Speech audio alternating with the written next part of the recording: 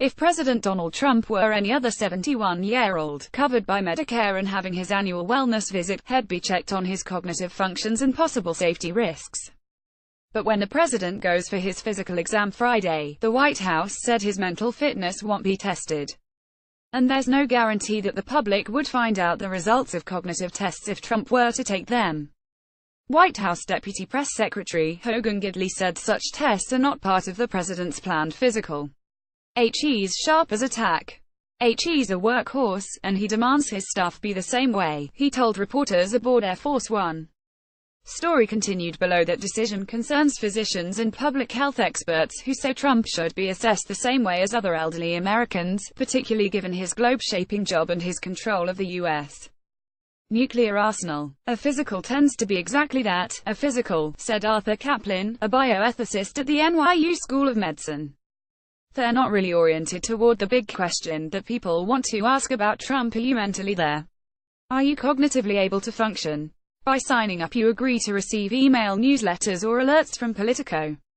You can unsubscribe at any time. Trump's visit to Walter Reed Medical Center, where he'll undergo his first physical as president, continues a long tradition of presidents getting semi-regular checkups in order to reassure the public.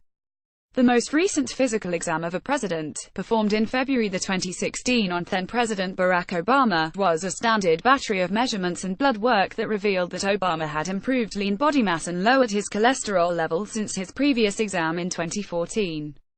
But the White House is neither required to perform a regular physical exam of the president, nor required to release all of the details unless the president consents.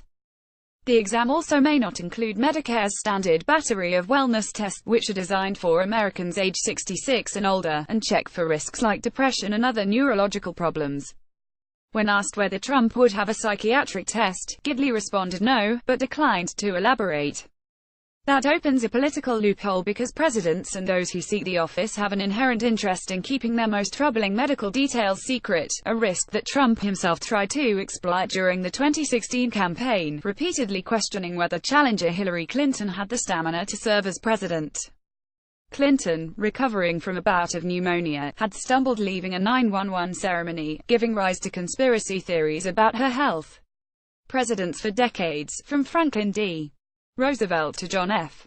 Kennedy to Ronald Reagan, have hidden their own medical conditions, from partial paralysis to painkiller addiction to signs of dementia. The things that we'd want to know are the things, unfortunately, that people won't want to reveal, Connie Mariano, the White House physician to 3 presidents, told Politico in 2016. Mariano noted that mental illness, for instance, can be perceived as disqualifying, an issue that's emerged as lawmakers and independent psychiatrists have raised questions about Trump's mental state. Trump is slated to be screened Friday by Ronnie Jackson, the official physician to the president and Navy Rear Admiral who also administered physicals to Obama.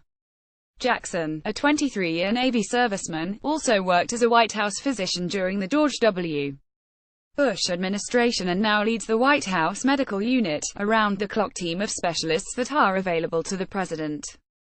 Trump's longtime personal doctor is Harold Bornstein, the New York City-based gastroenterologist who famously proclaimed during the 2016 presidential campaign that Trump would be the healthiest individual ever elected to the presidency.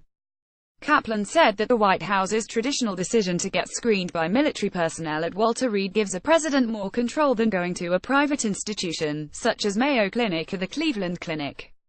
Remember, it's the commander-in-chief being examined by active military doctors. He's more in charge, Kaplan said. There's also a privacy benefit with military personnel. They know they shouldn't be blabbing to reporters, unlike Bornstein, who's repeatedly given interviews about Trump's health. The president's physical exam would be familiar to any American who's had an annual checkup. The physician typically measures indicators like resting heart rate and blood pressure, reviews the president's medications and draws blood for further testing. Trump's doctors have previously said that he takes a statin to control cholesterol, antibiotics for rosacea and Propecia to treat malapat and baldness. The presidential physical also includes a height and weight check, allowing the doctor to calculate the president's official body mass index, an issue that could be relevant to Trump, given that his 2016 appearance on the Dr. Oz show revealed he was on the verge of obesity. At 6 foot 3 inches and weighing 236 pounds, Trump had a body mass index of 29.5 and that 2016 appearance a measurement of 30 and over is obese. The physical also may be tailored to a president's specific needs. 12 specialists consulted on then-President Bill Clinton's 1999 physical, possibly given his 2-year lapse since receiving a physical exam and his recovery from a 1997 knee surgery. The exam revealed that Clinton had gained 18 pounds in 2 years, but remained in generally excellent health overall. But experts have warned that the traditional physical doesn't go far enough to assess a president's mental state.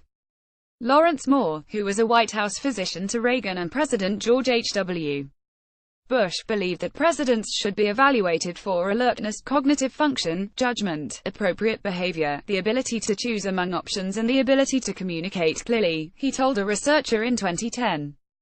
That wouldn't be just a theoretical exercise. About half of all previous presidents have suffered from a known illness or injury in office. Moore, who died in 2013, also believed that the president should retain some right to patient privacy. I do feel strongly that confidentiality within the doctor-patient relationship should remain inviolate, Moore said in a 1993 speech. There are, however, cases of potential presidential disability in which some of them may need to be violated within the context of an established process, he added, pointing to the 25th Amendment. Under the process, a president may be formally removed from office if the vice president and a majority of the cabinet deem him physically or mentally unable to discharge the powers and duties of his office. For a typical man Trump's age, any cognitive risk would likely be revealed by the Medicare annual wellness visit, which specifically screens older adults for mental impairment, although the White House said that Trump won't undergo a similar battery of tests. At 71, Trump would be the first president to qualify for the visit, ironically, created under Obamacare in 2011 and tailored to assess Americans age 66 and older. The test is free for Medicare beneficiaries, although it's not required. The focus of these Medicare visits is thinking about what are the ways aging adults face unique risks and how we can mitigate them, said Ashani Ganguli, a Harvard Medical School primary care physician who studied Medicare's exam and performed many herself. In this population, I'm thinking about subtle changes in cognitive function.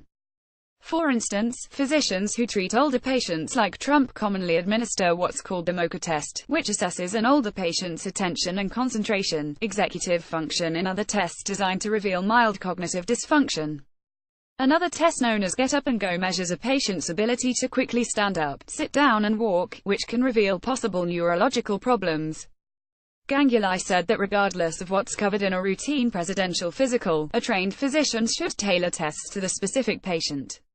Physical, really, any opportunity a primary care physician has to evaluate a patient, should always prompt evaluation of concerning symptoms, Ganguli said.